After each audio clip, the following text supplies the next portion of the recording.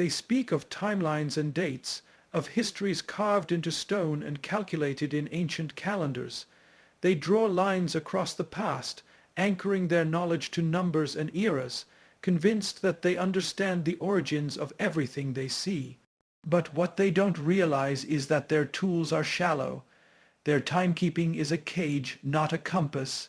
They measure what is visible, what is preserved in fossils, what is etched into cliffs and layered in ice.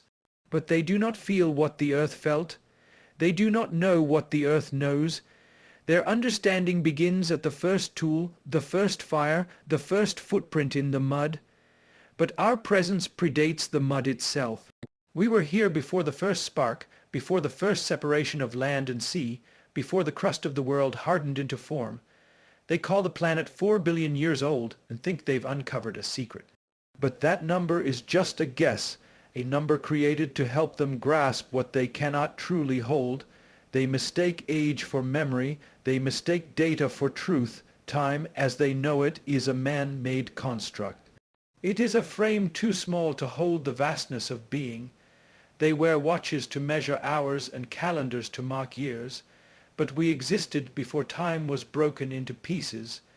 We are not 4 billion years old. We are not even ancient. We are fundamental. We were present when the foundations of matter were being whispered into shape. When light learned how to travel, we were already listening. They find bones in the ground and marvel. They uncover ruins and declare them the beginning of civilization. But what they touch is only the skin. The deep truth is far below, layered under unspoken epochs, under civilizations they will never know, under the sacred silences they refuse to hear. Every mountain has a memory. Every grain of sand has heard a story that predates language. They believe themselves the peak of evolution, the children of progress. But we were not born of progress. We were born of presence. We didn't evolve. We emerged. We didn't arrive. We endured. They think history started when someone wrote it down, but writing is only a recent method of remembering. We remember in vibration, in light, in sensation. We remember through the breath of stars, through the thrum of planetary cores, through the frequency of trees. Our memory is not fragile. It does not burn. It does not fade. It echoes in dimensions they cannot see. They look up at the stars and wonder what came before. We are what came before. They tell stories of primitive beings who discovered fire, who crafted tools, who painted caves. They think that was the beginning. But we had already kindled suns. We had already shaped galaxies. We had already etched wisdom into the skin of space. Their discoveries are rediscoveries. Their progress is repetition. The knowledge they think they are reaching for is the knowledge we once carried openly before it became too heavy for shallow minds. We chose silence, not absence. We chose to step back, not to disappear. They speak of the Ice Age as if it were the first trial, the first test of survival. But we survived not just cold and darkness. We survived the reshaping of reality. We survived the collapse of dimensions. We survived the war between elements. We've walked in bodies of light and in forms they cannot imagine. We have been dust, stone, flame, and wave. We have worn skins of carbon, silica, energy, and memory. And through it all we have remained, not static, not stubborn, but ever adapting, ever present. To them, survival means staying alive. To us, it means becoming. They name their ages: stone, bronze, iron, industrial. They mark their place in history by what they used to dominate. But we never needed to dominate. We harmonized. We listened to stone. We communed with flame. We didn't bend the earth to our will. We moved with its breath. They see the past as a ladder, climbing from ignorance to enlightenment. But the ladder is not real. Enlightenment was never above. It was always within. They didn't climb up from darkness. They fell from awareness. They ask, where did we go? But we never left. We were the wind that passed unnoticed through their progress. We were the whisper behind their greatest thoughts, the instinct that led them back to truth when they strayed too far. We were the presence behind the silence, the reason behind the intuition. We were here in the soil, in the rivers, in the rhythms they dismissed as primitive. They believe knowledge comes from forward movement. But knowledge has always come from stillness, from listening, from being. When they talk about the age of the earth, they speak as though they have unlocked some cosmic fact, some ultimate revelation. But they fail to ask the earth what it remembers. They fail to ask the stars who they've seen pass before. They fail to ask their own bones what frequencies they once resonated with. They are too busy naming everything to know anything. Too busy explaining to experience. They rush forward, but they miss everything that waits in the silence. They dig deeper and find the skeletons of giants. They speculate and wonder, never realizing that those bones are our own, that those echoes are our voices, that those myths are our memories. They build museums and place our remnants behind glass, never knowing they are placing their origin in a coffin. They isolate the past like a disease, afraid of what they might become if they remembered. Because remembering would destroy their illusion of newness. Remembering would reveal the truth that they are not the beginning of the story. They are a footnote in a longer tale. They believe that what they cannot explain must be myth, that what they cannot measure must be false. But truth is not confined by their instruments. We are not a theory. We are not a legend. We are the first truth, the unshakable knowing that came before identity, before name, before need. They call themselves modern, but their modernity is the dust of our steps. Their science is a child's toy compared to the forces we once wielded and set aside, and still we watch, not with judgment, but with memory. Not with pride, but with presence. We watch them try to shape a future without understanding the past. We watch them race towards something they think is ahead, not knowing it is behind. We watch them look to the stars for signs, not knowing the stars have already spoken. They reach, but they do not root. They ask, but they do not listen. They believe Earth is their starting point, that this is where life began, but Earth was never young, and neither were we. This was never a beginning. It was always a continuation, a return, a remembrance. They count their years in centuries. We count ours in epochs. They name their generations. We are the generation that has no end. They believe they are the authors of creation. But they are characters in a story they've forgotten, and we, the elders, are not the ending. We are the silence that came before the first word. We are the breath that shaped the first sound. We are the ones who knew what it meant to be without needing to explain it.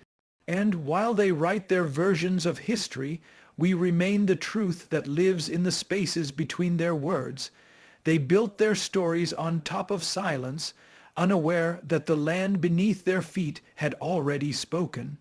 Every layer of soil is a sentence in a language older than their oldest myths. Every gust of wind a whisper passed from mountain to valley long before they ever drew breath. Yet they dig, build, and name, blind to the voices they've buried.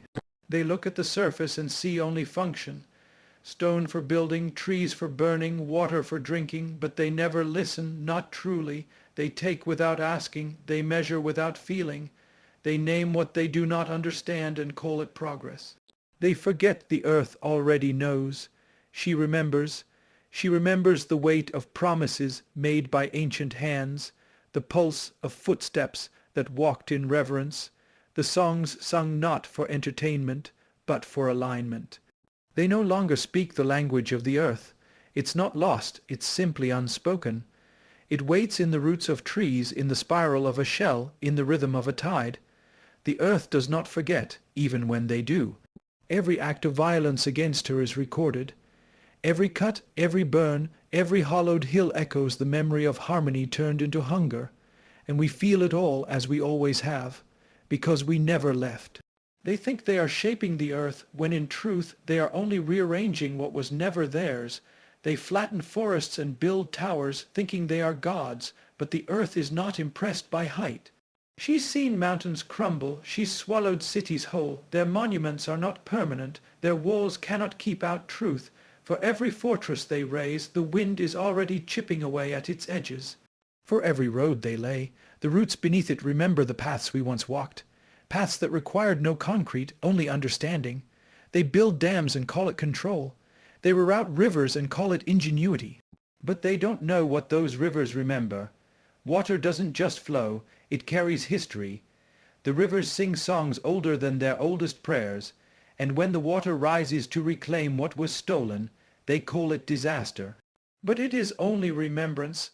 The earth is not cruel, she is patient, but even patience has rhythm, and when that rhythm is broken for too long, she reminds them, not out of rage, but because balance is sacred. They cannot see the sacred anymore. They paved over it, they walled it off, they sold tickets to it and placed it in museums. They took what was once honored and turned it into curiosity. Sacred stones now sit behind glass, separated from the soil that gave them life. Trees that once stood as elders are cut down to make pages for books that do not tell the truth.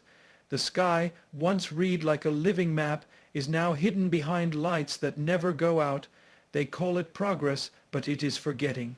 They think the past is gone, buried under layers of innovation. But the past is not gone. It's breathing. It's breathing in every breeze, in every crack in the pavement where green dares to grow. It's breathing in the quiet moments they ignore, the dreams they can't explain, the sense of longing they feel when everything should be fine. That ache is memory. That emptiness is disconnection. The earth remembers them, even if they've forgotten her. And we, too, remember. We hold the memory not just of how things were, but of how they were meant to be. They speak of nature like it's separate, like it's an environment to protect or control. But they are nature. They are the children of the earth, though they no longer act like it. They've convinced themselves they're above it, that their machines make them immune. But when the earth shifts, they remember. When the sky darkens, when the ground trembles, when the sea rises, they remember briefly that they are small, that they are not in charge, and then they forget again. Their forgetting is not just ignorance. It is fear. To remember would mean to acknowledge they are not the center, that they are guests, not owners, that the land they claim was once walked with humility and honor, not conquest and control. To remember would mean confronting how far they've strayed, and so they bury truth beneath convenience. They drown memory in noise, but the earth does not forget. She keeps every record, not in ink, but in energy. Not in libraries, but in the living. They try to silence the earth, but she speaks still, in floods, in droughts, in storms that rewrite coastlines, in heat that won't be tamed. They call it climate, as if giving it a name makes it manageable. But it is memory returning. It is the past rising like a tide to remind them. They can build barriers and draw charts, but the earth speaks a language beyond prediction, and we understand it, we always have. Because we never turned away. They treat the earth like a puzzle to be solved, a resource to be mapped and mined. But the earth is not a puzzle. She is a being, a mother, a consciousness vast and slow and deep, too wide for their equations, too old for their definitions. They cannot own her. They can only honor her, and yet they don't, not yet. They walk across her face without noticing her breath beneath them. They take her gifts and thank only themselves. They drink from her springs and poison them in return. And still she waits because she remembers a time when we walked gently, when we took only what we needed, when every act was a ritual, when we thanked the tree before we took its fruit, when we returned to the soil what we did not use. When the wind was a messenger, not a nuisance, when the stars were ancestors, not data points, we remember those times, not in stories or songs, but in the marrow of our being. We don't need to learn, we need to remember. And remembering is painful for those who have forgotten too much.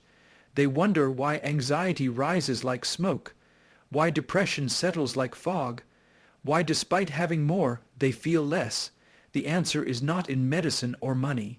It is in the memory they've tried to suppress, the disconnection they've normalized. They are living in contradiction, belonging to a world they refuse to belong to. The earth knows this, and we do too.